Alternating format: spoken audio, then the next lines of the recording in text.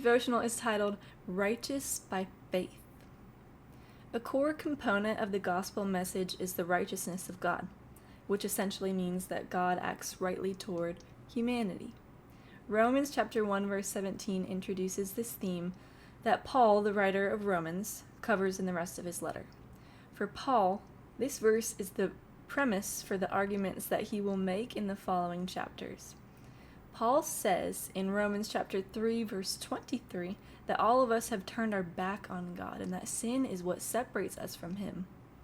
Since God is righteous and holy and we are not, we couldn't approach God on our own. There needed to be a solution to bridge the gap between us.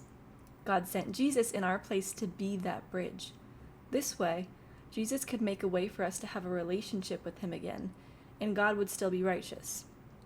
And that is why Paul says God's righteousness is revealed through the gospel. But he clarifies that it comes through faith.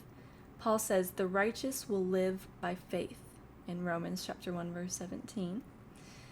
Righteous living, or living our life according to God's way, begins with faith, which is believing in what Jesus has done for us. There is no amount of good work we can do to earn a relationship with God. Instead of measuring righteousness by good deeds or some other metric, God looks at our hearts. He looks to see whether or not we have faith in Jesus. Everyone who comes to God must do so through faith. We can have a relationship with God if we believe in Jesus and walk in faith. And as we do that, we are made new in Christ.